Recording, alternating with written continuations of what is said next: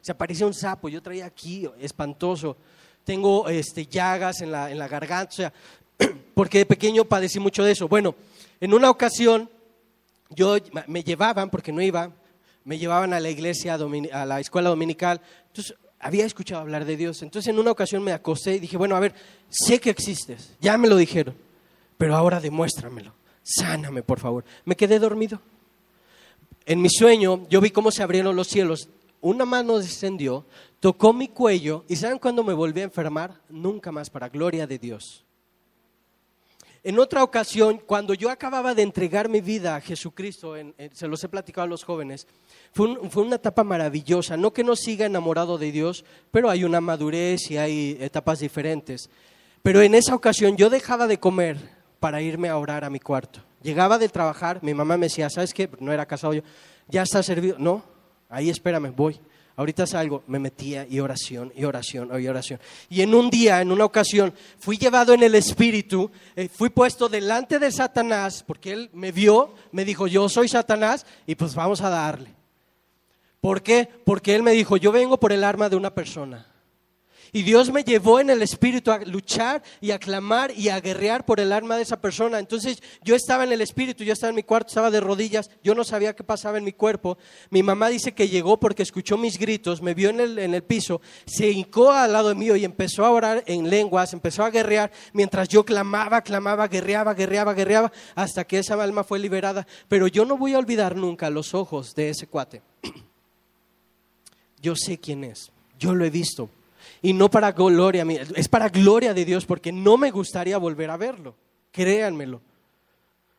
En otra ocasión, yo iba a la escuela, soy de la Ciudad de México, ahí las avenidas, ¿qué tal? No, hombre, ahí cualquiera corre como la India María, para cruzar. O le corres o le corres, porque aparte no hay puentes, pasan como locos, rapidísimo, no hay camellones, ahí las rayas nada más son las que dividen. Entonces iba yo corriendo, me quedo en medio. Volteo, yo ahí estaba totalmente apartado de Dios, totalmente apartado. Volteo y un camión de volteo viene contra mí, o sea, yo estaba en medio, me hubiera deshecho por la velocidad en que venía. Yo nada más cerré mis ojos, apreté mis manos y dije, Dios, porque yo sabía de un Dios. Cuando abro mis ojos, yo estaba en la banqueta, sano, salvo, volteo y el camión iba pasado y no había nadie para ser testigo de esto.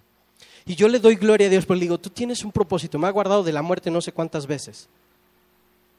Le digo, y quiero que ese propósito se cumpla, pero eso me ha permitido hablar de un Dios poderoso, porque yo lo he palpado, yo lo conozco. Dice Isaías 53, y fue tal su hermosura que tuvo que ser escondida para que cuando lo vieran no lo desearan. ¿Conoces la hermosura de Jesucristo a tal magnitud? Cuando Él vino a la tierra, que tuvo que ser escondida su hermosura para que no le desearan. ¿Conocemos esa hermosura? ¿Sabemos de quién hablamos? ¿Sabemos de quién predicamos? ¿Vivimos bajo su poder o solamente estamos viviendo bajo la misericordia de Dios?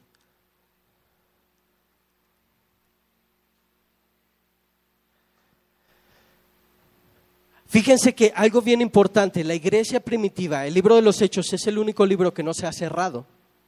No hay una salutación, no hay una terminación del libro. Y esa iglesia entendió perfectamente lo que dijo Jesucristo. Os conviene que yo me vaya, en Juan 16:7, para que venga el Consolador. Ellos entendieron eso. Ahora, ¿lo hemos entendido nosotros? ¿O todavía seguimos dormidos en nuestros laureles, como dicen?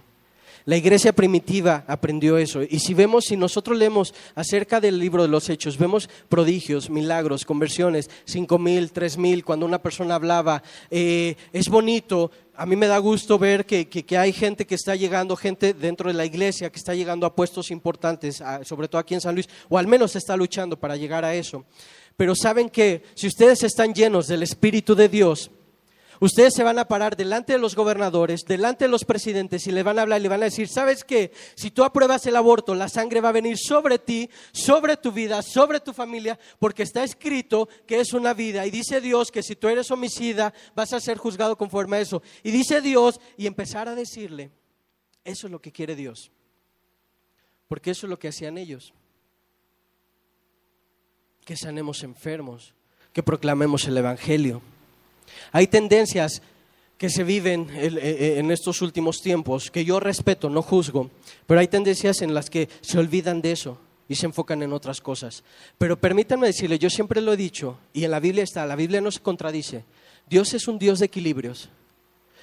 Tenemos que buscar su presencia como nunca, buscar la intimidad como nunca.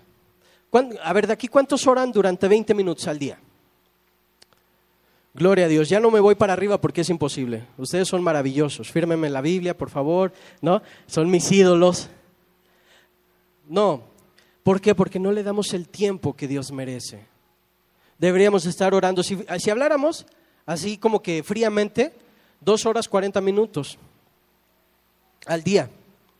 Y eso es mínimo, eso es nada. Entonces no estamos dando el tiempo a Dios. Ustedes sabían que actualmente las redes sociales han llevado a matrimonios a destruirse, a disolverse, a compañías a tener grandes pérdidas, porque le damos más tiempo a las redes sociales que a estar con Dios. ¿No han visto por ahí alguna señora que está el hijo mamá, mamá, mamá y la señora aquí? Y mamá, y mamá, y mamá, y mamá. Satanás no es tonto. Nos lleva más de 2000 años de ventaja, es muy inteligente. Ha sido juzgado, no se preocupen, pero no es tonto. Y él sabe cómo entretenernos. La palabra que más se buscó durante el año pasado y que más se utilizó fue la palabra selfie, que significa, es una como traducción a yo mismo. Entonces, ¿qué es lo que está pasando? ¿Qué estamos haciendo con nuestro tiempo? Cuando venga Jesucristo, ¿cómo queremos que nos encuentre Él? En su segunda venida. Ahorita vamos a ver, porque fíjense, en el libro de los Hechos se utiliza 57 veces la palabra Espíritu Santo. Es el libro en el que más se utiliza esta palabra. ¿Por qué? Porque el recibir al Espíritu Santo no solamente es hablar en lenguas, eso es lo primero que pasa. Recibir al Espíritu Santo no es que aprendas a hablar en lenguas.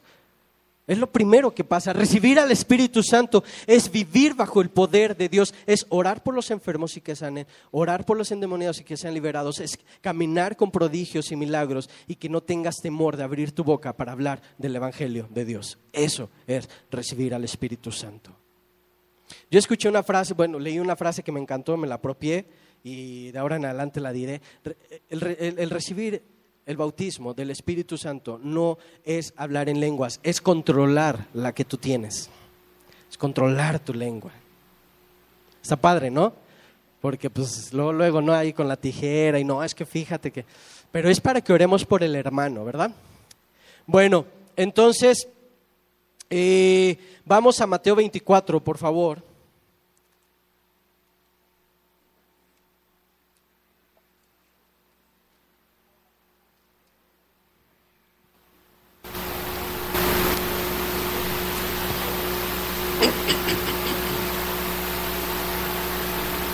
Mateo 24, versículo 45, 47 dice, esta palabra me encanta. ¿Quién es pues el siervo fiel y prudente, al cual puso su Señor sobre su casa para que les dé alimento a tiempo? Aquí está preguntando. Bienaventurado aquel siervo al cual cuando su Señor venga le halle haciendo así. De cierto os digo que sobre todos sus bienes le pondrá. Amén. Ahora, el contexto de esto es la segunda venida de Jesucristo y nos habla de que quién será aquel que estará trabajando y dándole alimento al que lo necesite, porque cuando su Señor venga será bienaventurado y además su Señor lo pondrá sobre todos sus bienes. ¿Qué significa? ¿Quién está compartiendo el Evangelio? ¿Cómo quieres que te encuentre Jesucristo en su segunda venida? ¿Cómo quieres? ¿Compartiendo el Evangelio? Como dice aquí en Mateo, para que seas bienaventurado y te pongas sobre todos sus bienes.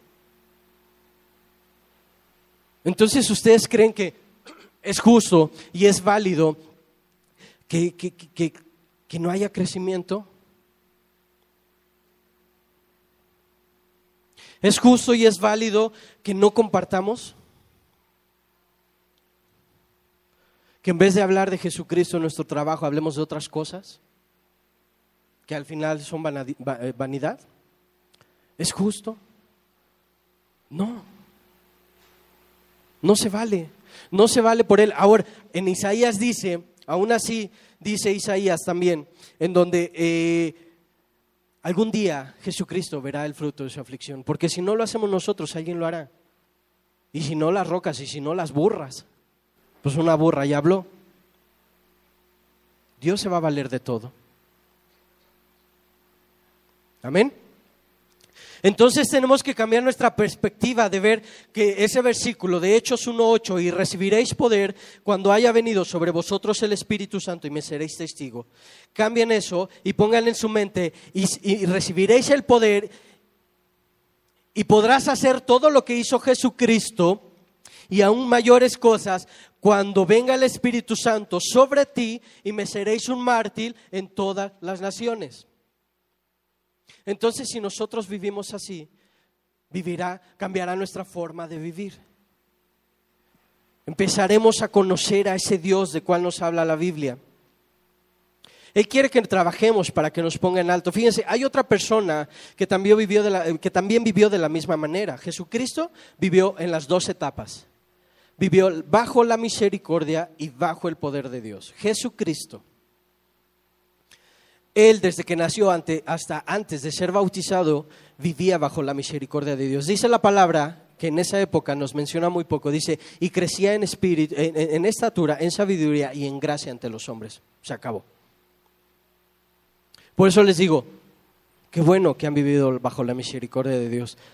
Pero si te quedas ahí, hay un riesgo. ¿Saben por qué Moisés no pasó el Jordán y vio la tierra prometida? Porque se enfadó, se fastidió. Porque como nunca aprendió a vivir bajo el poder de Dios, llegó un día en que se fastidió y en vez de darle un golpe a la piedra, le dio 2 golpes a la piedra. Y por esa simple y sencilla razón se quedó, qué injusto es Dios. No. Porque él sabía que él no aprendió a vivir bajo el poder. Y por ese motivo se quedó del otro lado del Jordán.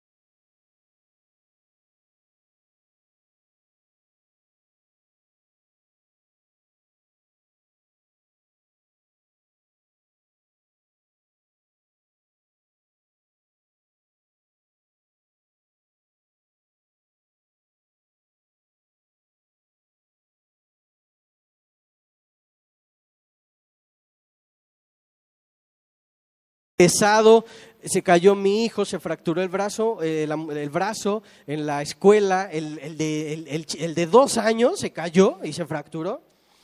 Estaba yo enojadísimo porque no me hablaron, no sabían que se había fracturado hasta que lo llevé al hospital. Se me hizo tarde para ver a un cliente, andaba yo vuelto loco, se me descompuso la camioneta, se me reventó la banda, no, o sea, fue un día de caos. Al final del día me subí a un taxi, porque aparte la camioneta me dejó tirado, me subí a un taxi y empecé a hablarle a esa persona y necesitaba tanto de Dios y sigo en contacto y por eso les digo, algún día se los podré presentar primero Dios, pero de forma maravillosa Dios te pone a quien compartirle. Amén.